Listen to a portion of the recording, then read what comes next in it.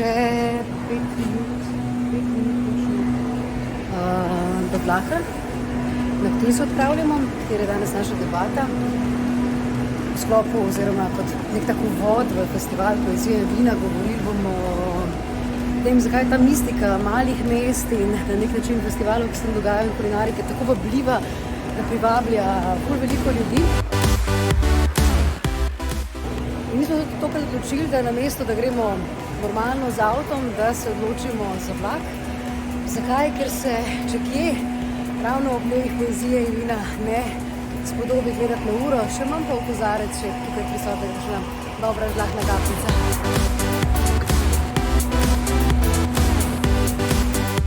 Evo pa smo tukaj na Ptuju.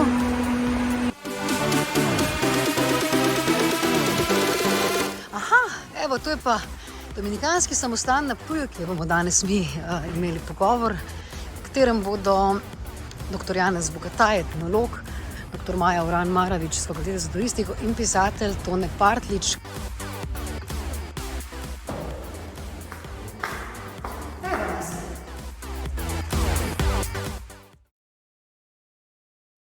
Ja, pa smo na Ptuju, v dominikanskem samostanu, kot smo že lepo slišali zdaj v tem uvodu. Lepo vas pozdravljam vse, ki ste danes tukaj.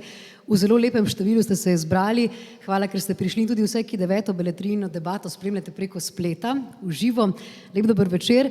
In dan, preden se najstarejše slovensko mesto odene v tista največja, visoka imena svetovne poezije, bomo tudi z našimi gosti govorili o zelo prijetnih temah, o kulturnih festivalih, kulinariki, mistiki malih mest. Preden jim damo besedo, pa najprej beseda domačinom, da vidimo, kako dobro poznajo festival, ki diha s Ptujem. Veste, kateri festival se začenja zdaj na Ptuju čez 2 dni? Ja, vino in poezija, ne? Nekaj filozofiranje, pa dobra pijača in hrana zagotovo. Dnevi poezije in vina. Jaz si praviš, kaj dosti ne razumem, ne? Nekaj Japonci, pa Kitajci, pa kaj jaz vem, kdo vse je, ne? Pa znate mogoče recimo, ti, ki si mlajša, še mogoče 3 festivale, recimo, kaj vam je recimo zanimivo v Sloveniji? Sloveniji? Ja, tudi Arsona je pri nas. Pust, ne. Jaz sem bolj v glasbenih festivalih. Arsana, na Ptuju, hodimo dosti, festival Lent. To vidim, to me ne zanima alkohol. Ja, kako mistično je zvenelo in kako ne. Najprej lep dober večer vsem skupaj. Etnolog, kot sem že prej omenila, dr. Janez Bogataj, lep dober večer. Želim dr. Maja Uran Maravič iz Fakultete za turistiko, lep dober večer. In pa seveda gospod Tone Partlič, pisatelj. Lep dober večer. Hvala, ker ste prišli. Mogoče preden začnemo z resnimi temami, tole ste slišali, bi vi znali odgovoriti na to vprašanje. Vsi ste dobri znanci kulturnih festivalov, tudi vi, gospod Partlič, praktično ste postavili nekatere izmed njih, povabijo vas v goste. Prijete tudi kdaj drugič, če niste gost ali? Če je zanimivo program, ki bi me posebej zanimal, seveda grem. Jaz sem prvič, vas moram vprašati, če se niste zmotili, da ste me povabili danes na pogovor. Ste me prej vprašali, ko smo bili na stopnicah, ja. Ker gre za festival vina in poezije. Kot veste, sem jaz zdravljen alkoholik že 40 let. Upam, da lahko kljub temu sodelujem na festivalu vina. Sej tudi festival poezije, pa danes je uvodni večer, tako da sem dobil prvi besedo, pa najbrž je starostni kriterij, ne pa ga bom kar izrabil. Ne, jaz mislim, da je tam množica festivalov, lahko bi celo rekel eksplozija, nekaj sijajnega v Sloveniji. Meni se zdi, da kdo reče, med leto smo bolj nezainteresirani za kulturo, v teh poletnih mesecih pa zdaj s festivali eksplodiramo, se niti s to tezo ne strinjam. Mislim, da smo zelo kulturni narod in da imamo skozi vse leto veliko prireditev. Če samo pogledate recimo gledališke festivale, če pogledate pri nas, drugod imajo dan, svetovni dan knjige, mi ga raztegnemo na mesec. Imamo še knjižni sejem in tako dalje. Zdi se mi, da se na vseh področjih veliko dogaja. To pa je zdaj nekaj posebnega. Jaz nekako računam, da bo gospod Bogataj to še bolj tehtno povedal. So seveda zelo različni, imajo tudi različen izvor. Recimo, jaz sem bil še pred 2 dnevoma, so eno mojo komedijo nastopali na ruškem letnem odru, ker imajo poletni gledališki in glasbeni festival že 90 let. Ali pa celo, če bi za te kraje, ker se mi torej zdi odlično vino in poezija, ker diši malo po Dionizijah, ne? In če se spomnim, moja mama, ki je bila z teh krajev, nezakonska hčerine dekle, torej bi rekel, čist neopazno je potem prišla v Pesnico in ko se je bližal pust, še ni bilo nobenega festivala kurentov v Ptuju, nam je zrihtala z bratom denar in nas je poslala k neki botri, da bi videla od blizu kurente. Pomeni, če je zdaj največji slovenski pustni festival, oziroma Kurentija, ima vendarle dolge korenine v mentaliteti ljudi, v nekaterih spoznanjih, tako da se mi zdi super, ker so ti festivali zrasli za neke etnologije, seveda pa so tudi turistični, gastronomski, da ne bi Mogoče dobra istočnica. Da ne bi to podcenjeval v priču gospoda Bogataja. Vse to se mi zdi, da dela Slovenijo zanimivo in ni čudno, da vsi, ki potujejo skozi njo ali pa so se tu naselili, pravijo, da smo v nekem oziru fajn dežela. Ja, in fenomen, ne, kajti Slovenci imamo, ne veljamo za bogato festivalsko državo in po nekaterih ocenah naj bi imeli celo največ festivalov na prebivalca na svetu. Vas, gospod Bogataj, če se navežemo na tole folkloro, večkrat srečamo na kakšnih folklornih festivalih, tudi kot gosta. Ne, niti ne, na folklorne hodim najmanj. Kot gost ste bili že večkrat? Ja, to mogoče sem šel na kakšnega, ampak... Pa kaj vam je tam najljubše? Kulinarika, kultura ali oboje skupaj? Kaj bi rekli? Odvisno, prvič, to je zdaj zelo osebno, ne. Na prvo mesto jaz vedno strokovni vidik postavljam. Potem bomo še več kasneje. Ja. Potem na drugem mestu pa osebno bi rekel, osebne interese. Jasno, da če greš v en drug kraj, spoznavaš ta kraj tudi skozi hrano njihovo, in me mogoče tudi to zanima. Drugače pa folklorniške festivale ne obiskujem prav rad, zaradi tega, ker nisem najbolj navdušen nad vsemi predstavitvami, ki se tam prikazujejo. Druga stvar, ki je povezana s festivali, pa ta... Čem recimo? Prosim? Čem recimo?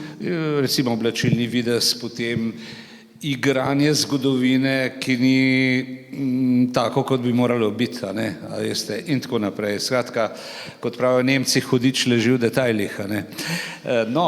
Ampak če upoštevamo besedo festival, jaz mislim, da je to samo eno sodobno poimenovanje enih določenih kulturnih vsebin, ki nagovarjajo posameznika, skupino, družino, prebivalce nekega kraja ali pa neke države, zlasti v poletnih mesecih. In če to pogledamo, ali je to samo pojav sodobne družbe, hitro ugotovimo, da ni. Mi dobro vemo, da imajo festivali svojo predzgodovino, se pravi, če gremo zdaj retrogradno od danes nazaj, pridemo do prvih veselic, recimo tam nekje začetku 19. stoletja, pa potem do sredine, povezano z nacionalnim ozaveščanjem. In zdaj seveda, če pogledamo to, vidimo, da takrat so bile te veselice bistveno drugačne, kot so nekatere gasilske, ribiške in ne vem kakšne še danes. To so bili izraziti kulturni dogodki in prej je Tone Partlič omenil njegovo dramo, smo včeraj brali v časopisu, je poročilo o tem, v Rušah. Že v 19. stoletju so pogostokrat na veselicah igrali tudi igre, pa ne samo v 19. stoletju.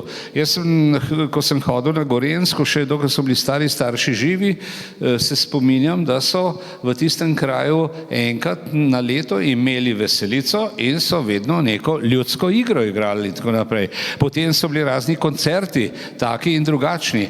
Res pa je, da v to festivalsko in prireditveno dogajanje dogajanje. Po drugi svetovni vojni, konkretno v 50. letih, 53. leta, stopi en nov kulturni pojav, ki z dediščino nima nobene zveze. To jaz stalno poudarjam. To je tipičen pojav, kulturni pojav množične industrijske družbe in se imenuje narodno-zabavna glasba. In klasične veselice so se potem oprijele bolj tega modela, se pravi, je bil večji poudarek na narodno-zabavni glasbi.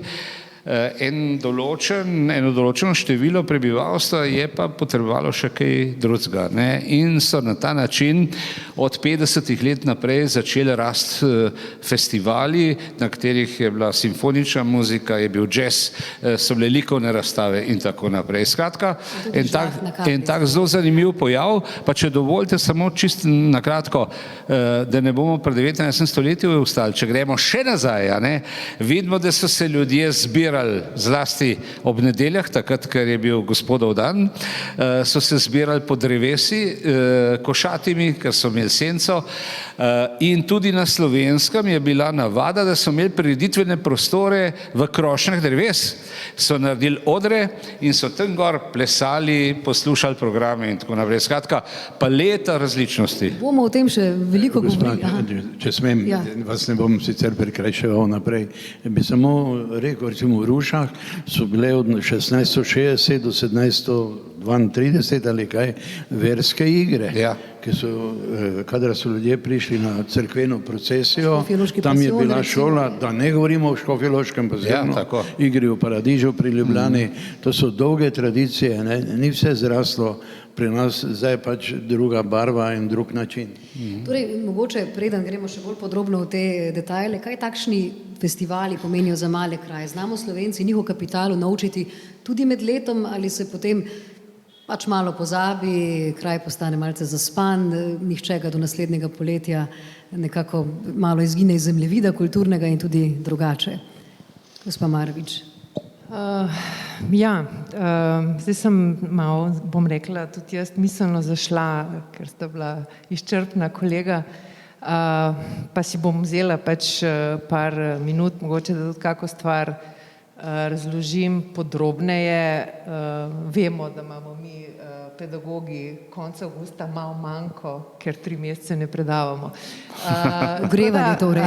Malo ogrevanja, Zdaj vezano za festivale, pa kaj to pomeni za turizem in tako naprej, Zdaj, jaz mislim, da se pojavljajo v današnjem času, zaradi tega, ker obstaja neki interes, neki začnejo entuzijastično razvijati določene prireditve, se to širi, vidijo poslovni interes, se pojavi povpraševanje in to se širi. Z destinacijskega stališča bom pa rekla, da so destinacije, ki so na 0. stopnji razvitosti ali slabo razvite, se pravi, da nimajo veliko nastanitvenih zmogljivosti, v tem videle priložnost. Se pravi, da s prireditvami prvič se pozicionirajo na domačem turističnem trgu, na mednarodnem turističnem trgu, da jih sploh prepoznajo, da ustvarijo neko znamko mesta in tukaj so videle ne zgolj poslovno priložnost, pač priložnost, da se sploh nekaj dogaja, nek turističen promet v njihovem kraju. In tako vidimo pač ta razvoj v tudi manjših krajih, recimo, ne vem, vi ste recimo Ptuj niti ni toliko majhen kraj, pa tudi ni turistično, rekla, ne zanimiv. Ampak recimo Tolmin, pa zdaj v zadnjem času smo imeli na Kočevskem Castle Festival, tako da to so res kraji, kjer je zelo, zelo malo turistične infrastrukture in so v tem prepoznali priložnost za zaslužek, za neko promocijo kraja in jaz mislim, da je to, bom rekla, eno od smeri, kjer je fajn, da se te stvari razvijajo.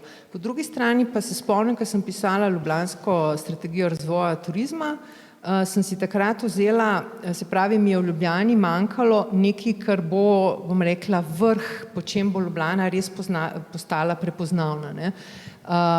Nekaj posebnega. In sem si takrat za vzgled vzela New Orleans in njihovo pustovanje oziroma Mardi Gras in Jazz Festival, ki nosita to destinacijo celo leto. Se pravi, oni produkte razvijajo na osnovi teh dveh glavnih prireditev skozi vse leto in so za celo leto zanimivi za obisk. Ne. To je recimo naslednja razvojna So neka organska stopnja. struktura, ki se Tako, potem, ne? Ja. tako, ki pač podjetniški sektor vidi interes prodajati različne manjše dogodke, festivali se dogajajo, drugi kongresi, kulinarični recimo v New Orleansu in tako naprej in to je recimo priložnost, da ti potem ustvariš dodatne motive, da ljudje pridejo v določene destinacije. Če nadaljujemo pri teh destinacijah, ne, poezija in vino, branje, koncerti, performansi, vse to vidimo na takšnih festivalskih lokacijah, manjših in tudi večjih. Največja imena pesniške pisane besede bodo že 26-tič tukaj, mislim, ne, ni vedno na Ptuju, ampak zdaj je že 26-tič dnevi poezije in vina. Nekako tukaj se bo spremenila v kulturno metropolo po vzoru Berlina ali Pariza, ali kot je o tem povedal tudi vodja festivala Aleš Štegar, Ptuj delamo za Evropsko prestolnico kulture, pa se, gospod Partlič, vrhunska kultura lahko res enako udobno počuti na Ptuju, mesto torej z okoli 18.000 prebivalci, kot da nima v nekaj manj kot 4-milijonskem Berlinu. Seveda, o tem ni dvoma. Saj je Tolstoj napisal Vojno in mir v Jasni Poljani, Voran svoje knjige v Kotljah, ki je doma stvari duha, je individualna zadeva, to ni množičnost. Sveda so drugo kulturna infrastruktura. Ne.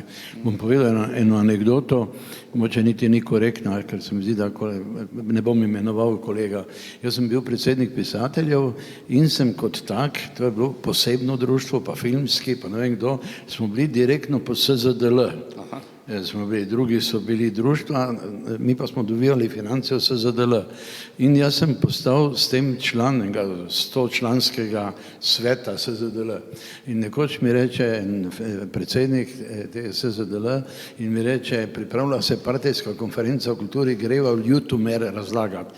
Sve je bil demokratični centralizem, v Beogradu so se odločili, potem so nam teze poslali, mi smo jim ploskali pa sprejeli, pa poslali nazaj, pa so rekli, da je s terena prišlo, ne, ker je bil demokratični centralizem. Če je demokratični ni centralizem, če pa je centralizem, no ni važno. In sva šla v Ljutomer na pogovor s tamkajšnjimi kulturniki. In ko sva se vračala, v nekem Nobel avto sem se prvikrat v življenju peljal, mi je ta predsednik rekel, Tone, a si videl v enem Ljutomeru, pa kako so zdravo postavljali, pa pametno. Pa smo rekel, tovariš predsednik, kaj mislite, da imajo drugače zavite možgane, ne? Se imajo tako kot Ljubljani. Hočem reči, posod, kjer je važno, pa se mi vendarle zdi, tam, kjer ne gre samo za nabirko in plačilo, pa jih povabimo, pa se poslovimo, vse tega po mojem tudi malo, da je posod kakšen Štegar, da je posod na Borštnikovem srečanju bil Branko Gombač, da posod mora biti, ali pa kjer so likovne kolonije, da je nekdo, ki je tam motor. Vedno je zadaj, če gre za nekdo, ki se vrača nazaj na ta način? Če gre za ustvarjalnost, je zadaj tudi človek s priimkom in imenom. Se zgodi, da imajo nekje 20 let dramsko sekcijo, režiser umre, pa potem 50 let ni več. Tako da je to še neka druga skrb. No, pri festivalih je pa več organizatorjev, niso samo kreatorji. Fajn pa je, če domača skupina, glasbena, vokalna, folklorna, dramska, so prispeli in se lahko pokaže tudi na tem festivalu z velikimi imeni, ki se tudi malo drugače počuti. Zagotovo, ne, zagotovo to prinese, da tem nekim malim kulturnim metropolam nek utrip, ki je potem organski, ki ni zdaj samo, ko pripeljamo danes je sploh možno, da pisatelji in umetniki bežijo iz velikih mest. Nekaj sem celo bral, da tam v Ameriki, kjer se ta mesta združujejo in postajajo mega, se 3 mesta združijo, pa je pa naenkrat 40 milijonov, da je tam bivanje pravzaprav grozno, da mestna oblast skrbi samo za logistiko, vozne rede, voz smeti, da so taka mesta, kot je Maribor, tam je pisalo 100.000, zato rečem, to da seveda tudi Ptuj, Ljutomer, Tolmin in tako dalje, da so mogoče celo boljša sredina za ustvarjalnost. No in mogoče, če še malce se zadržimo pri festivalu oziroma dnevih poezije in vina, v tej mali kulturni metropoli bomo lahko videli tudi v nekaterih drugih krajih do konca tedna 20 pesnikov in pesnic iz 10 držav. Marsikaj se skratka obeta, tudi slovenska glasbena scena bo prisotna, osrednji kulinarični oder bo zavzelo vino najboljših lokalnih pridelovalcev. In zdaj bi mogoče vas, gospod Bogataj, vprašala, zakaj gre sta ravno vino, ki se ga vedno v povezavi s številnimi kulturnimi festivali omenja, in poezija, glede tudi na vsako leto bolj številčen obisk, tukaj tako dobro skupaj. To je lahko tudi vprašanje za... Mislimo, da literatura pride od literature.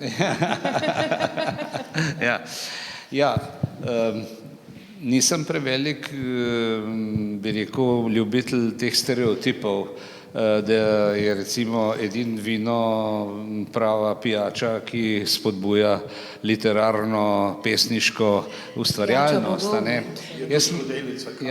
Jaz mislim, da in v tej smeri si predstavljam, da bi v prihodnje moral iti tudi ta festival, pa še kakšen drug, da so imeli na Ptuju srečno roko, ker so naredili tisto, kar vedno pravimo, da v Sloveniji manjka, se pravi vrh piramide.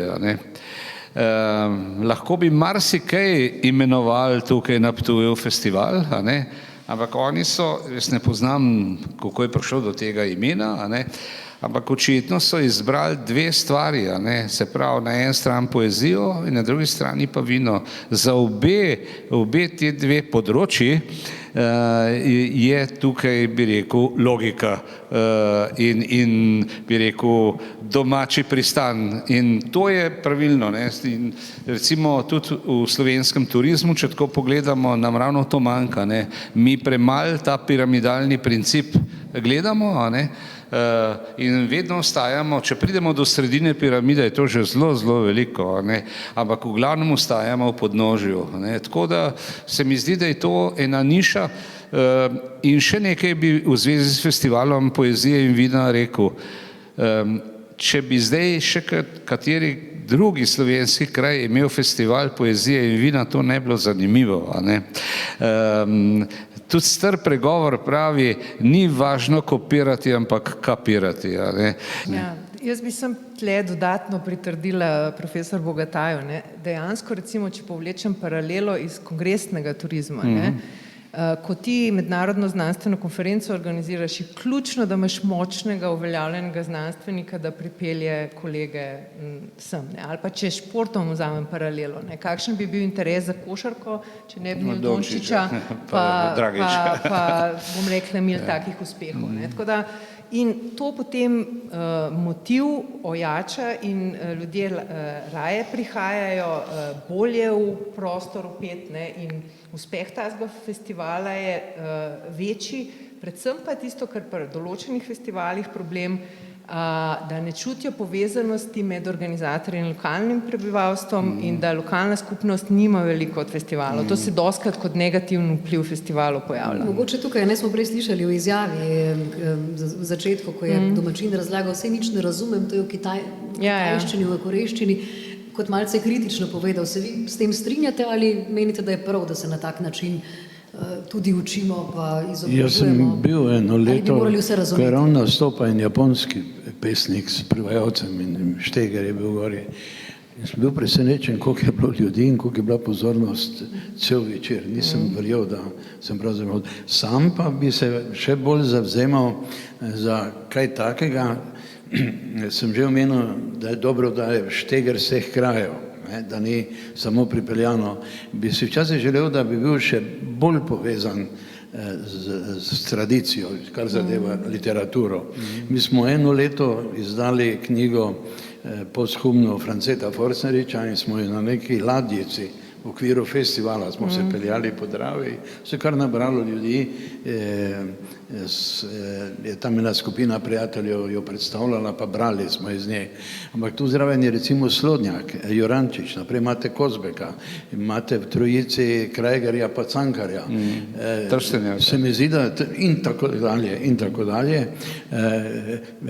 Čemer bi rad tudi rekel, da skoraj neverjetno, ko gledam medvojno dogajanje v Mariboru, ni bilo študentov, je pa bilo 25 srednjih šol vseh vrst, pa polno dijakov, jih je največ bilo iz Slovenskih Goric in Prlekije v upanju, da bodo nekoč gospodje, vsaka familija je nekoga našla, je zelo veliko kulturnikov, pisateljev in če bi jaz tu sodeloval, bi si mislil, da se bi tudi kakšno leto naslonili na koga od velikih mož iz teh krajev. Ne bom našteval, še je Kreft, Ja, pa ne vem. če dovolite, recimo, da se kar navežem, ne, danes je tudi v svetu zelo v ospredju lokalno pa regionalno. A ne. In to v dveh smerih. Ena smer je z lokalnim in regionalnim prebivalstvom, druga smer je pa s tistimi, ki prihajajo morda prvič ali pa že večkrat v to okolje. Ne. In zdi se mi, da Slovenija spet malo zaostaja na tem področju in da smo kar v enem precejšnjem odstotku še vedno obremenjen z Guinnessovo knjigo rekordov, a ne, in iščemo neke atraktivnosti, a ne, oziroma besedo atraktivnost ne razumemo v tem smislu, kot sem pač povedal, a ne, se pravi v smislu tega lokalnega in regionalnega, ker tam je največje bogatstvo in tam je tudi najbolj vitalno, a ne. Če se za hip še pri tem lokalnem in regionalnem zadrživam, še eno vprašanje v tej luči za vas. Torej, najprej seveda se strinjate, da Slovenci stopicamo, pa tudi ne. Dobre pol ure stran imamo še en festival v Ljutomeru, festival fantastičnega filma in vina, spet povezan z vinom in kulinariko. V kakšni meri bi rekli, da takšni festivali, prej ste že nekaj omenjali, da imamo nekega močnega protagonista, ki prije, tudi oni imajo neke močne goste, ki so povezani s svetom filma. V kakšni meri vplivajo na razvoj turizma in tudi konec koncev še posebej na vzhodu Slovenije, ki seveda vemo, da v primerjavi z Zahodom še vedno stopica glede turizma? Ja. Mogoče kratka replika potem za razpravo, ker so se midve prej pogovarjali, ne, zakaj obstaja v Sloveniji taka sramežljivost po tem, kaj imamo. Zakaj nismo, jaz vedno znova občudujem Hrvate, ker imam pri njih občutek, da so izredno samovšečni, naše je najboljše, naša dediščina, naš jezik, naša kulinarika in tako naprej. Se mi zdi, da smo tukaj prepogosto izredno sramežljivi in se prepoceni prodajamo. Ne? Tako Malo stigmatizirano, ko se kdo pohvali, da je ponosen na to, ja, da je. To je za medklic na to. Za odgovor na vaše vprašanje, ne, vezano za pač festivale, tako kot sem rekla, tiste turistične destinacije, ki nimajo stalnih nastanitvenih zmogljivosti v taki količini, iščejo priložnosti z prirejanjem prireditev, da na tak način generirajo nek turističen promet in pač zaslužijo za to količino ljudi, ki na to destinacijo pride. Na tak način jaz vidim, da se pojavlja interes. Pa ocenjujete, da recimo tovrstni festivalski turizem pomaga pri razvoju recimo vzhodnega dela? V vseh manj razvitih destinacijah pač menim, da so takšne aktivnosti, jih moramo gledati kot turistične proizvode. Zdaj, ali je ta turistični proizvod vezan na naravo ali na kakšne kulturne vire ali pa na prireditve, pač to je motiv, zakaj obiskovalci in turisti prihajajo. Ne? Tako da vse to pripomore. Ne? Potem je pa spet vprašanje, do katere mere te zadeve pustiti, pa kako obsežno je to, ker mi vemo, da v turizmu ne služimo toliko od obiskovalcev. Ne, dnevna potrošnja enega dnevnega obiskovalca je tam recimo do 15 €, medtem ko imaš turista tam po zadnjih merjenjih, recimo povprečna potrošnja poleti približno 100 €, v drugih mesecih 150 €, se pravi, ti si želiš imeti turista, če se že greš neko določeno gospodarsko dejavnost. Ne. In v tej prvi fazi dobiš nekaj ljudi, pa se ustvari potreba potem, da se zgradijo nastanitve, da ljudje tam ostanejo, novi motivi in to je tak začaran krog, ko se stvari dogajajo. Tako da definitivno v začetnih fazah je to dobra zadeva, kasneje, ko se razširi, pa treba strateško razmišljati, kaj hočemo, ali hočemo res vsako vas vse, koliko to znese, koliko je to trajnostno, koliko imamo dejansko virov za te zadeve in tako naprej. Je pa res, da recimo na nekatere večje slovenske festivale, recimo ljubljanskega, kar dobro poznam, vedno več prihaja ljudi tudi iz tujine. Prideta soprog in soproga iz Dunaja, se pripeljeta v Ljubljano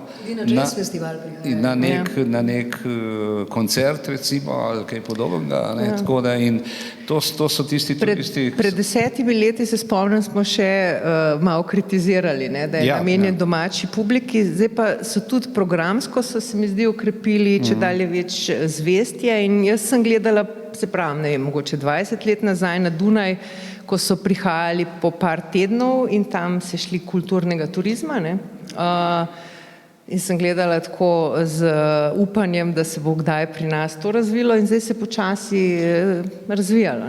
Zahteva pa to od organizatorjev malo večji napor. Pa finančni napor. Tudi, ampak predvsem pa to nekako drugače govorečim, predstaviti to zadevo. Tudi ne, recimo vem, da ko je bil Malkovič tukaj, zdaj le pred kratkim ni spal v Sloveniji, ampak v Istri. Zanimivo, ne? Bomo za všesa koga. Ne vem, za kdo mu je svetoval, ampak nekdo pač očitno ima raje Istro, mogoče kakšen Hrvat. Med prave slovenske bisere ne uvrščamo tudi glasbene festivale, zdaj ste že malo ljubljanskega izpostavili, jaz bi se pa navezala na tiste tam, ki se dogajajo pri Sotočju, v Tolminu, v mislih imamo Metal Days, Punk Rock, Sajeta, ogromno jih je bilo, pred korono je tam tja prihajalo približno 20,000 festivalskih gostov letno in izven prizorišča so potrošili recimo približno 2 milijona evrov, kar je za tiste konce bil kar velik taka finančna injekcija. Februarja pa se je pričela zdaj ta gradnja za nekatere zloglasne obvoznice, ki je za festivale resna grožnja, zdaj ne vedo sploh, v kakšni meri bodo še, če bodo še obstajali. Kakšen učinek, gospod Partljič, dobro poznate kot politik in tudi kot vsestranski mislec te stvari, bo to imelo na neko decentralizacijo kulturnega dogajanja, ki razen kakšnih velikih festivalov, večjih festivalov na tak način nima, V zvezi s tem ne bom želel odgovarjati, ker je prišel moj prijatelj iz Tolmina, Zdravko Suša, pesnik in pisatelj, ki me je vodil po teh krajih in mi razkazoval tako površno na pamet. Morate pa tudi upoštevati, sem že omenil, da sem star čez 80 let, pa lahko, da tudi se vam zdim z enega drugega časa. Tako na pamet pa si bi težko predstavljal, da v to goratem svetu ne bi speljal ceste tam, kjer je edino mogoče zaradi festivala. Da se pač moramo odločiti, kako bodo na ta festival hodili, če ne bo ceste. Nisem še čul, da bi kje kakega letališča ravno ne zgradili ali pa skozi Sotesko edine možne ceste zaradi kakega festivala. To bi me presenetilo. Ampak se mi prav zdi Zdravko primeren, ker tudi tam sam ima nek poletni dodaten festival na prostem in tako dalje. Vukateljce, ne? Ja. Bi pa še samo tako en detalj poskusil reči. Prej ste videli, sem dal enemu, ki ima Sokratovo glavo, roko, je moj kolega in je lokalni kipar.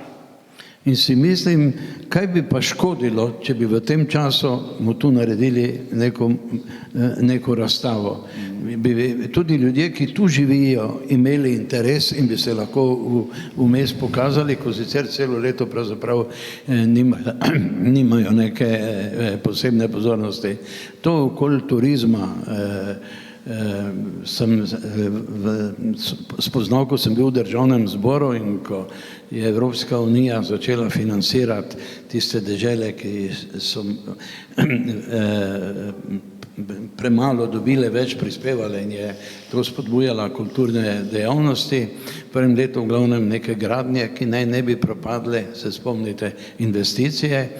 Druga, temu pravijo perspektiva, zdaj se bo iztekla druga perspektiva, ki pa ima za pogoj, da neka dežela dobi, ne da predstaviš kvaliteto ali pa inovativnost kulturnega dogodka, ampak terjajo število prebivalcev, število turistov, število inkasa. Pomeni je ta vidik primaren. Mene to niti ne veseli v teh mojih letih, ampak opažam, da je Evropa prav šla v to smer. In ne vem, kako je zdaj. Vem, da v času, ko so bila midva v državnem zboru, so nam dajali za vzgled italijansko kulturno ministrstvo, ki je vsebovalo kulturni in turistični minister, je bil ena oseba, ker se tam seveda zaradi vsega, kar imajo za pokazati, to na nek način združuje. Od leta 2013 to združeno, ne? Ja. Se je potem, ja. Gospod Bogataj, vi delite to mnenje, menite, da recimo ta gradnja te ceste ne bo imela kakšnega decentralizacijskega učinka, glede na to, da so tam res velika imena. Sama se spomnim, ko sem hodila na te festivale in sem bila še kot najstnica presenečena, kako so dobili ta imena, kot ste že prej omenili. Kako vi gledate na to? Ja, jaz mislim, da zadeva se je v tem lokalnem okolju zelo dobro prijela. Vedno več je obiskovalcev iz tujine, iz cele Evrope prihajajo na ta festival. Ta festival, jaz rečem temu koncert pravzaprav, to je koncert. Nagovarja določene družbene skupine in če je temu tako in če rečem najbolj banalno varianto, če ta koncert povzroča tudi določene finančne učinke za lokalno prebivalstvo in za občino in ne vem kaj, potem, če res ni druge variante za to cesto, naj najdejo nek drug prostor ob reki Soči, a veste, vsak prostor ti nudi določene prednosti in določene slabosti. Jaz sem prepričan, da je tudi ta prostor, ki je zdaj še, ima tudi določene slabosti. In tako da mislim, da je Slovenija dovolj pestra, da omogoča tudi svojim naravnim in urbanim okoljem celo vrsto možnih rešitev. Brala sem eno študijo iz 2018 Fakultete za družbene uporabne študije, ki so glih delali izpostavljenost občine Tolmin s festivalskim turizmom. In če povzamem, zanimivo, da sploh so posebej izpostavili to, da ni stvar zgolj gospodarskega učinka, neposrednega, ampak tega, kako se je skozi te festivale Tolmin pozicioniral iz nekega ruralnega območja v neko središče na nacionalni in mednarodni ravni. In da je tukaj glavni pozitiven učinek cele te zgodbe. Hkrati pa seveda opozarjajo, koliko je to vpeto v lokalni prostor. Gospa, ponovite, nisem dobro poslušal. Kaj je bila poanta? Poanta je bila v tem, da neposredni gospodarski učinek ni največji pozitivni učinek teh festivalov, ampak to, da se je pozicioniral Tolmin v neko središče na nacionalni in mednarodni ravni. Enega najlepših krajev. In hotela sem pa to povedati, hkrati pa opozarjajo tudi na to, da lokalno prebivalstvo in lokalno gospodarstvo bi lahko, da je še veliko možnosti izboljšav, da bi imeli več od tega. In tukaj mi vedno poudarjamo, v turizmu so stvari, kako se zgodijo stvari, da se sodeluje, da se deležniki dogovorijo, da ne mora imeti samo ena ali druga stran koristi ali pa slabe stvari, ampak da se morajo nekako fair dogovoriti o nadaljnjem razvoju. Tako da tudi na vsaki drugi lokaciji in tudi na tej pač bodo mogli najti nek konsens, kako stvari razvijati. To sodelovanje, jaz mislim, da bi znala tudi gospoda kaj povedati o tem. Slovenci se mi zdi, da karkoli, česarkoli se lotimo, naj bo to tretja razvojna os, drugi tir sodelovanja, kar ni. Na eni strani ekologi, na drugi strani politika. To je del našega sodobnega karakterja oziroma značaja. To je dejstvo. Ker značaj ni nespremenljiv, to, kar je dr. Anton Trstenjak pisal o slovenskem značaju, to velja za 19. stoletje, ljudje, ampak to je bila najbolj prodajana knjiga, največkrat ponatiskana v Sloveniji, ker so ljudje brali kaj? Brali so tisto, kar ni značilno za njihov značaj, ampak je bilo značilno za značaj 19. stoletja, ne? Ko so bili tudi takratni, v narekovaju rečeno, festivali bistveno drugačni in so nagovarjali z drugačnimi vsebinami in druge starostne skupine. Ne? Se tudi tabore in tako dalje, ne veš. Ne, Tako, točno to. Očitno ta čas danes ne potrebuje taborov, potrebujemo pa kolesarje, recimo. Ne? Lahko gospa mi na pamet ne pade, da bi kaj vam oponiral.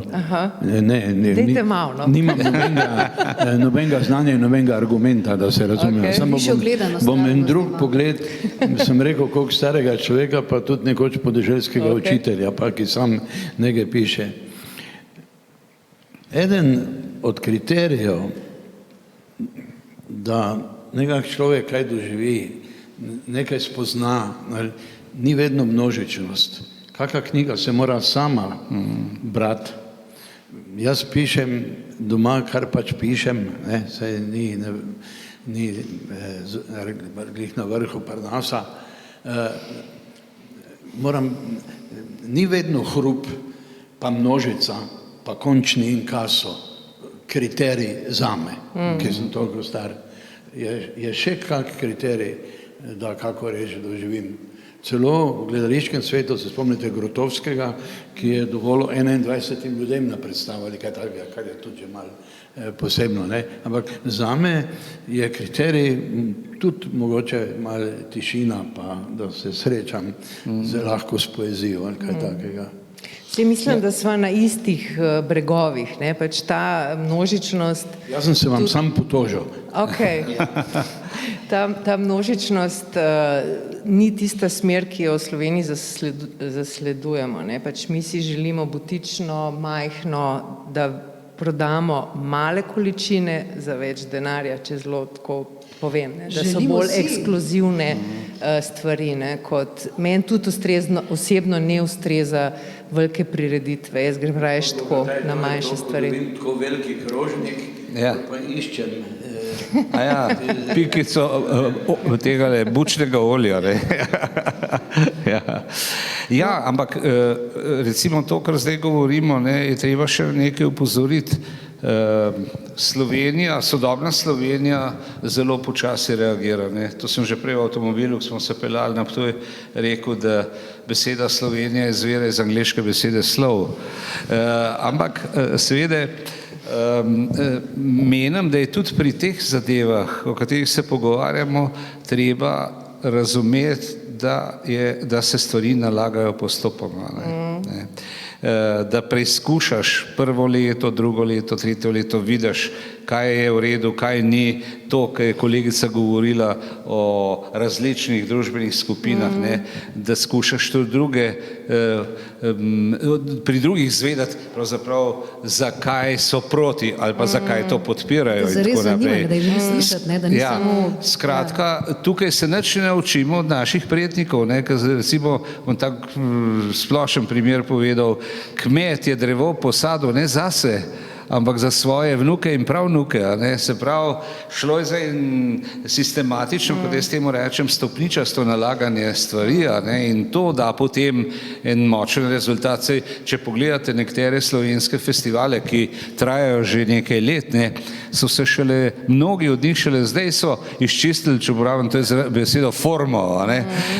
Ali pa recimo en od festivalov s področja kulinarike, festival idrijskih žlikrofov, letos je bil, danes berem v časopisu, blazen rezultat in tako naprej. Jaz sem bil prvo leto tam, ko je bilo še cela vrsta, bi rekel, stvari neprimernih. In zdaj so prišli tudi drugi organizatorji zraven, oziroma so se priključili prvotnim organizatorjem. Tako da tle gre za simbiozo mnogih elementov. Za izkoristiti tudi verjetno nek val zanimanja, znamo to Slovenci narediti, da se na nek način damo primer Vrbo, recimo. Identiteta našega naroda, se vsi strinjamo, vsi radi govorimo, da imamo radi kulturo, slovenski jezik in to množično romanje v Vrbo, 8. februarja, ko obeležujemo smrt našega največjega pesnika, potem je čez leto okoli 20.000 ljudi obišče in tako naprej, pa znamo Slovenci zares dobro prodati Prešerna. Znamo to izkoristiti tudi med letom, gospod Partljič? Pa kaj pa vem, ne? Imamo državni praznik posvečen. Eni redkih. Ja, Prešerno. Imamo najvišje literarne nagrade. Meni se ne zdi, da je tako zapostavljen. Sam sem bil tako slavn, smo enkrat tam govor pred 20.000 ljudmi. Lahko rečem, da sem imel solze v očeh, ko sem kar videl po poljih prihajajo vedno novi. Drugače pa je pač to romanje. Tam niti ni pravi prostor, da bi se najbrž lahko kaj zgodilo. Se ne bi pritoževal, da se Prešerno godi neka krivica. Fajn bi bilo, če bi ga tudi brali, več kot praznovali. Rad bi še pa nekaj rekel, kar me pri tej festivalski eksploziji skrajno veseli. Tako se mi zdi spontano, ki se zmislijo pa probajo. Eni pa so seveda že inštitucije, kot prave kulturne inštitucije. Sem danes prišel prav pogledati, recimo zadnji, ki smo ga sprejeli, pa je natisnjen slovenski nacionalni program.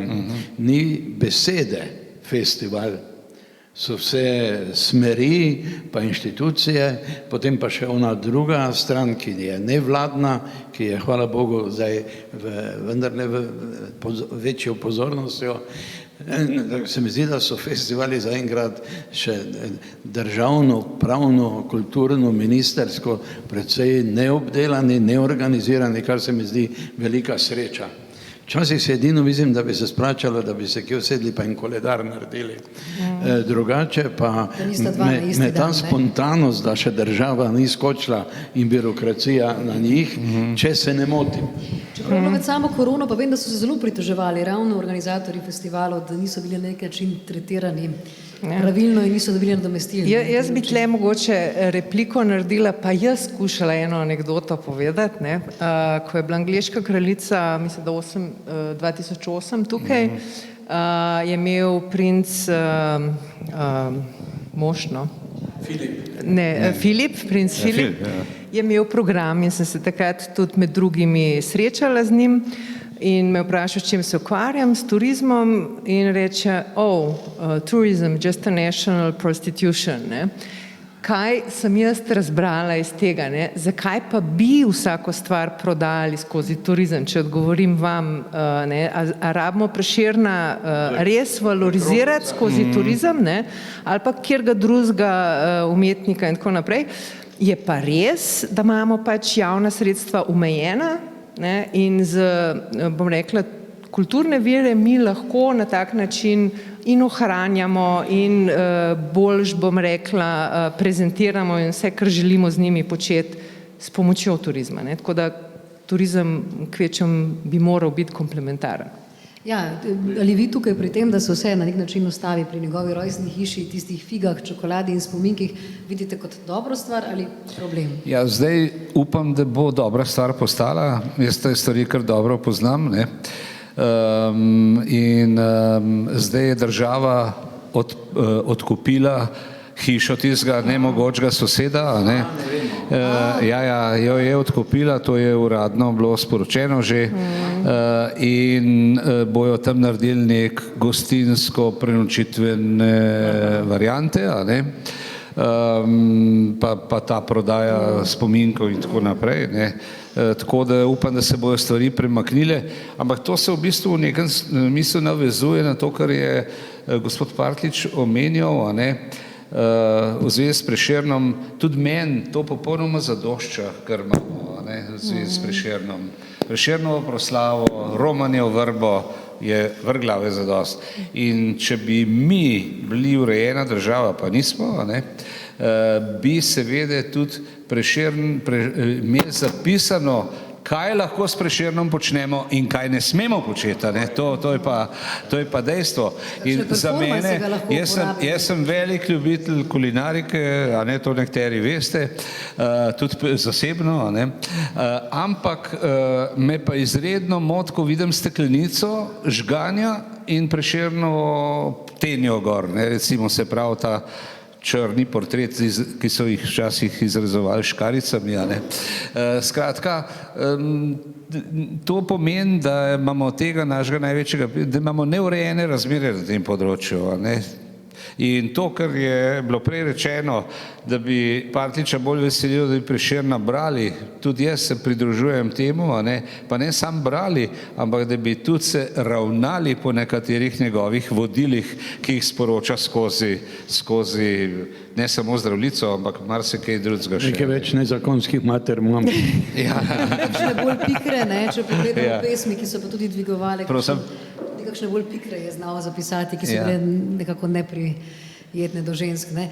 Če bi se vrnili še malce v pretekli čas, mogoče na čas, ki nas je oblikoval, eden tistih citatov iz vaše komedije Moj ata socialistični kulak, ponarodeli citat, zdaj je svoboda, zdaj moramo biti tiho oziroma previdni. Kakšen vpliv je imelo to tragikomično obdobje, ko je bila neka prava kritika sistema zelo odmerjena na razvoj kulture, vendarle se je pa takrat gradilo kulturne domove. Praktično spet v vsaki vasi, poleg cerkva, imamo kulturni dom. Tu na nek način je mogoče ena past in se mi zdi bistveno vprašanje. Danes je seveda ne svoboda, moramo biti previdni, demokracija je, pa moramo biti previdni, kot vidite, zlasti novinarji in tako dalje. Ampak takrat je bil seveda po vojni, tudi jaz sem star, toliko smo takrat 5-6 let star, takrat je bil en polet in tudi vasi, kjer niso nikoli videli kakega gledališkega igralca ali kaj so s kulturnimi domovi, se je veliko naredilo. Če bi zdaj naredili tako akcijo, imeli smo kulturni tolar, pa ne vemo, kaj se je z njim zgodilo, šolskim tolarjem vidimo, s kulturnim pa ne, je bilo recimo odlično. Tudi to, da smo imeli kulturno društvo Pošta Mariboru, kulturno društvo tovarne avtomobilov in tako dalje, je imelo v začetku nek rezon. Potem se je pa zlasti, lahko govorim v imenu gledališča, izrodilo v hudo stvar. Potem je pa to gledal, bom zelo poenostavil, se opravičujem, Boris Ziherl, pa je rekel, ja kaj zdaj? Zakaj rabimo na Jesenicah pa v Kranju poklicne igralce? A ni naš namen, da bi delavec kreiral? Iz vsakega, Rusi so imeli tako geslo, pedagoška poema, povejte mi, kaj naj naredim z teh otrok, a naj bodo inženirji, naj bodo umetniki, bomo jih vzgojili. In tako je naenkrat bil čas, ko ni bilo potrebno, da bi človek bil ustvarjalnega duha, samo naj se s tem ukvarja in bojo vsi proletarci kulturni. Tudi to bi lahko nas ob neki taki poplavi naredilo, da smo vsi glih, pa da je vseeno, kako kulturo imamo. To je vseeno med ustvarjanjem in posredovanjem je razlika. Jaz sem bil nek krajši mandat v Slovenskem nacionalnem svetu za kulturo, ali kaj, tisti čas, ko je bil Peršak, pa so eni izstopili, pa me je pregovoril, ne. Ampak se spomnim, tam smo imeli zopet Prešernove nagrade, pravilnik, in je bil močen pritisk dveh kolegic, ki so tam sedeli, ena je direktorica velike kulturne inštitucije, druga je bila celo ministrica, vmes so rekli, ne imamo dovolj tega, če so to kulturne nagrade. Zakaj ne bi mogel dobiti en direktor gledališča? Zakaj ne bi mogel dobiti direktorca muzeja, jaz v Celju? Pa sva z tem dirigentom Ukmarjem skočila, pa rekla, ne, to so za ustvarjanje, niso za organizacijo. Sta vendarle dve stvari. Res pa je, da smo mi ravno z organizatorji kulture bili vedno šibki, s temi festivali in samo inicijativo pa smo pridobili neko infrastrukturo. Ljudi, ki dejansko pritegnejo in se sistematično ukvarjajo s tem. Pri nas sem jaz veliko dan na to ustvarjanje, pa vsi smo ustvarjalni, ne, kot ste rekli, na koncu je pa treba tudi ustvarjalno urediti te stvari, ne? Ja. Mogoče na tej točki, ker smo že kar počasi, že okrogla ura bo našega pogovora, ima kdo še kakšno vprašanje? Jaz bi mal nagovarjal kolego iz Tolmina, ni pa nujno. Samo da ne bi mi v tvojem imenu govorili. Tukaj je gospa tudi že dvignila roko, tako da mogoče...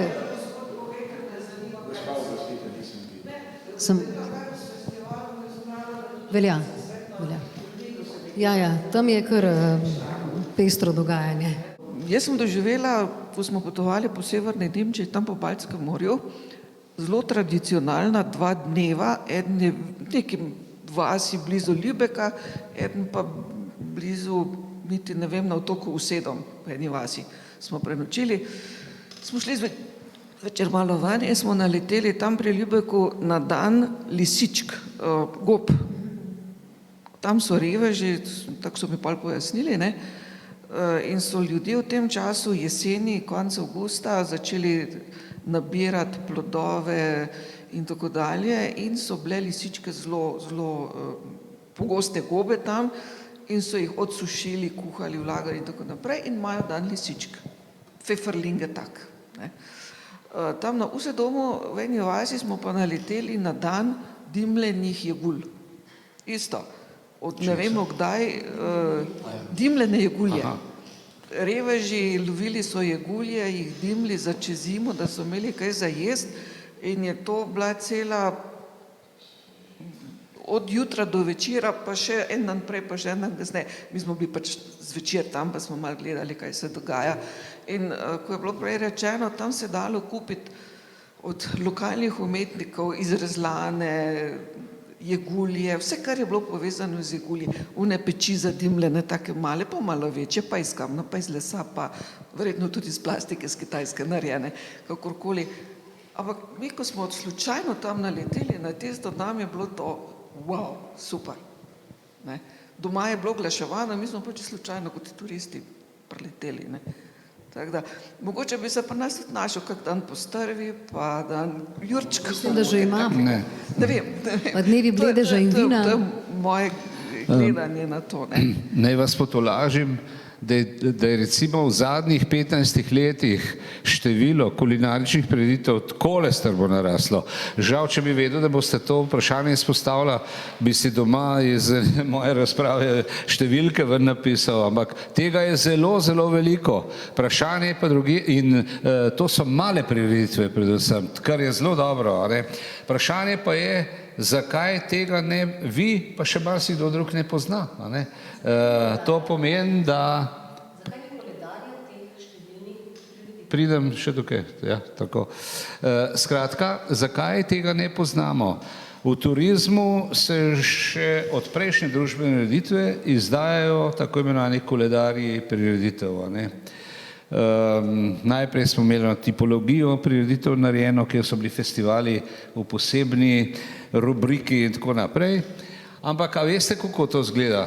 To je recimo mesec, datum, pa naslov. In to je vse.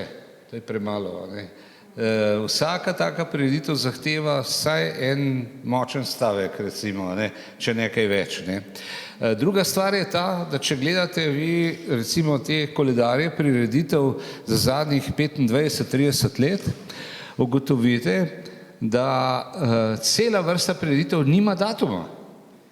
In piše morda zadnja sobota v maju in tako naprej. Kaj se pa to pravi? In tukaj pa smo dediči neke veselične logike, če temu tako rečem, ko so rekli, ja, če bo pa dež, odpade, bomo pa drugo nedeljo. Slovenci imamo eno travmo, ker mislimo, da ni prireditve, če dežuje. Ko sem bil pred leti recimo v Porenju in sem v jeseni, tam so ti tako imenovani Weinfesti, Deidesheim in podobni kraji in tako naprej. In kamorkoli smo prišli, povsod je dežval, ampak imajo to šotore postavljene, se pravi, tudi tehnologija teh festivalov se je ustrezno prilagodila, bi rekel, potrebam sodobnega človeka. Ampak ponovno rečem, kulinaričnih prireditev, ki častijo in razvijajo in promovirajo eno samo jed, je v Sloveniji že zelo, zelo veliko, tako da imamo v stroki včasih kar malo težave, ko moramo nekaterim organizatorjem reči, poslušajte, pa se to je že 6 takih v Sloveniji, dajte si nekaj drugega zmisliti iz vašega kulturnega okolja. Bi lahko navajal konkretne primere, kaj se vse počne s potico in tako naprej. Jaz poznam čokolade. Festival čokolade v Lescah. A v Radovljici je. Ja, pa več imamo, teh festivalov. najprej so začeli s čokoladnim festivalom v Ljubljani, potem so Radovljica. Čokolada in vino, mislim, tudi obstaja. Ja, potem je čokolada in vino. Imamo čokoladnih zadev enih 5 v Sloveniji. Pa Burgerfeste imamo. Koga? Burgerfeste, to je modernost. Ja, seveda, tudi to. Ja. Ampak. Avtohtono, ja. Najlepša hvala, bi pa zdaj mogoče besedo predala še tamle zadaj gospodu Zdravku, ki mislim, da ima še eno vprašanje.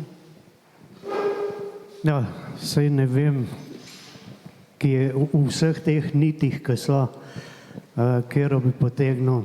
Ampak recimo, da poskušam na kratko ta problem tolminskih festivalov. Kar se obvoznice tiče, sta dva faktorja. Eden je, da je to tako imenovana 4. razvojna os povezave Soške doline z Ljubljano, ki je pač prišla tam čez in nisem toliko strokovnjak, da bi vedel, kako bi se še dalo tisto okoli Tolmina speljati. Prijetno ni to, kar je zdaj ratalo, koliko ima vpliva pri tem tale gospod iz Idrije, ki je lastnik cestnega podjetja v Gorici in še dela in ne vem česa še, koliko tle vpliva beton in ostale dragocenosti, ne vem. Kar se pa tiče,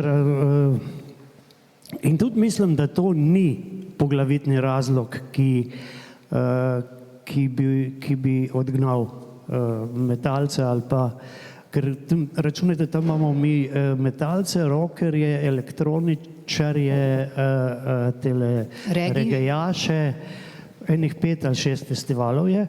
Najhujša bitka je okrog Metal Campa, zaradi tega, ker je pač to največ denarja. In imamo najstarejši festival, ki se mu reče Sajeta. In je izredno kreativen in je umetniško na najvišji višini, ima pa seveda najmanj gledalcev, obiskovalcev. No in tu pri metalu, mislim, se pravim, da gre tudi za bitke okrog denarja in tako naprej. Drugače pa po genezi se je to vse skupaj začelo pravzaprav kot kontrakulturno gibanje. Pri Johnsonu se je reklo, tam ob Soči je nekdo, en Johnson, fajn možakar, naredil eno barakco in ta stvar je toliko rasla, da so na koncu že na Švedskem vedeli, kjer je Johnson, pa tam. In so vsi hodili tje, on se polk je bil komercialen, se malo še zmislil, da je to Maja, zdravilno in tako naprej. Potem je en partner Majo odpeljal po svoje, nekaj je šlo v Sajeto. Ta mednarodna publika je začela zmeri bolj hoditi na to Sotočje, ki je lepo, ker to moramo vedeti. To gre pač ne glede na to, kaj oni počnejo, a se zadevajo s pirom, a se vozijo z roza, tam ne vem kjermi živalmi, tam po vodi, pa če se zadevajo cel dan, ampak prvi motiv je pa vseeno to lepo, to fino okolje, ki pač sprošča. In potem se pa začnejo, kako to rata množično, se začnejo pojavljati. Prvič problemi, drugič pa priložnosti. In seveda dostikrat tisto, kar je priložnost, se naenkrat zazdi kot problem, zaradi tega, ker je ker nekdo drug ni prišel zraven. Skratka, smo v fazi nekih že bitk, kdo bo to, kulturno je okolje že prevzelo to. In se s tem zraslo, nekaj tudi dobilo od tega, ne boji se več, okolje se je odprlo, odlično.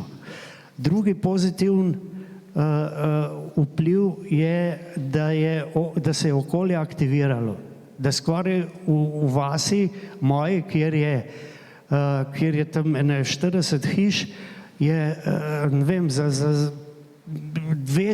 je 200 ljudi en teden na stanovanju. In smo do te faze prišli, ko se pač začnejo, kot sem rekel, bitke in začne se iz enih realnih ali pa nerealnih vzrokov očitati, da je tega preveč, da je prehudo, da se uničuje okolje, da se uničuje kultura, da se uničujejo odnosi.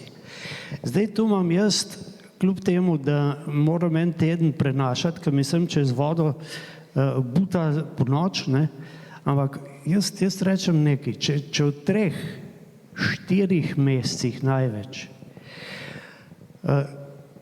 tista Tolminska kotlina zasluži toliko, da v velikem delu leta se jim izboljša in standard in vse. Poleg tega, kot rečeno, da so kulturo bivanja obnovili, da so se aktivirali, potem se meni, če se omeji tista fizična škoda, se pravi nekje v vodi, da se dela škoda, da se dela v Tolminskih koritih škoda, če se to uredi, potem je pač ta šok tak, kot je tudi bil za dol na morju in povsod, tak je. In dej stisni takrat zobe in zavedaj se, vsem treba, da lezeš urat. Vse ne, vse tebe prosi, da prespiga. Se pravi, tle je nekaj, tle je malo tiste raznih in občutljivosti in igrc in tako naprej. Se pa s tem odprl en drug problem, se mi zdi, prav z reševanjem tega.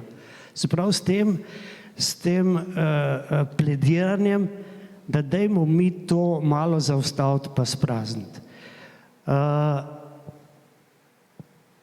Par dni nazaj sem slišal eno stvar, ki se mi zdi kar malo grozljiva. Hrvatje načrtujejo, da bojo preverjali, da bojo spraznili, da bojo vlekli oziroma zaprli del tega privatnega oddajanja sob in spodbudili politiko hotelov, hotelčkov in tako naprej. Jaz tu vidim nekaj. Pač selitev lastnine in priložnosti v neke kapitalske kroge, ki zmorejo to in čemur sledi pol seveda tisto, čemur se brezplačno zaenkrat upiramo, se pravi apropriacija obal, kopališč in tako naprej. Upam, malo sem bil dolg, ampak se mi zdi, da meni je zdaj ta stvar najbolj kritična.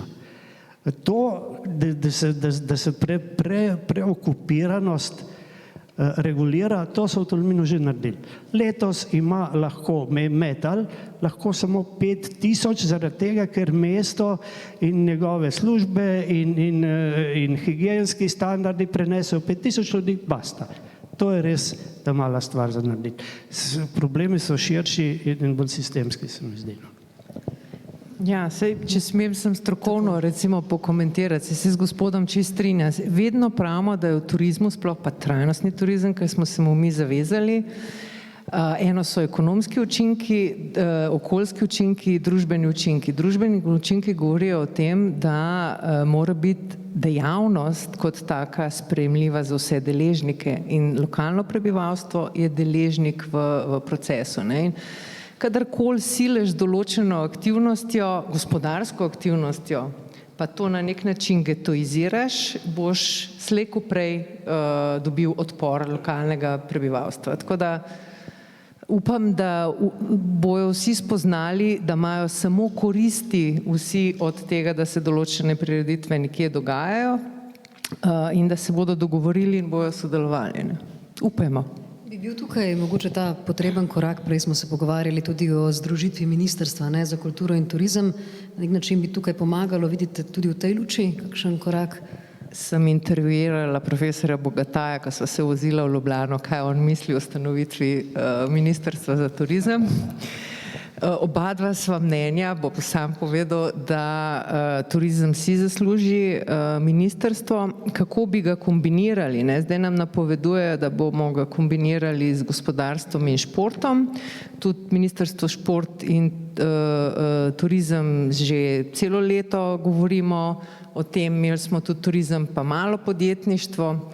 Pač zakaj jaz forsiram turizem do te mere? Zaradi tega, ker vidim, da na tak način lahko tisto, kar mi smo, bolje, ne grdo se sliši, valoriziramo, ampak skrbimo, da to ostane za generacije nazaj. Zato, ker moja teza je ta, da če imamo mi neko zanimivost, kjerkoli vrste, ali kulturno ali naravno, se bo obisk vedno dogajal. Ljudje bojo tam hodili, ker je lepo. Ne? In rabimo sredstva, da te stvari ohranjamo za sabo. Ne? In zdaj tisto, kar leta opazujem, da enostavno ni prave politične volje pri naših političnih strankah, da turizem razumejo in ga razvijajo v smislu tega, da bo to v dobrobit celotne družbe, države, domovine, kakor ste. Ja, ne pa spet neke getoizacije. Bi želela še kaj dodati, oziroma če je še kakšno vprašanje zadnje, potem pa res zaključimo. Prej ste še nekaj želeli vprašati? Dobro, smo rekli vse, je to to? Potem pa mislim, da je najbolje, da rečemo, da je Festival zaključen. Festival se začenja, tako da naše druženje pa se nažalost izteka, vse to uradno. Še enkrat hvala za obisk vsem v tako lepem številu, tudi za vsa vprašanja in te misli, ki ste jih delili. Jaz pa vas seveda vabim, da se tukaj na Ptuju družite na festivalu oziroma na dnevih poezije in vina še nadaljnjih nekaj dni in do vikenda. Velika imena iz sveta pesništva bodo tukaj, tudi glasbeniki slovenski. Mi pa smo tukaj v Dominikanskem samostanom na Ptuju tole druženje zaključili. To je bila 9. beletrinina debata. Lep večer želim in srečno.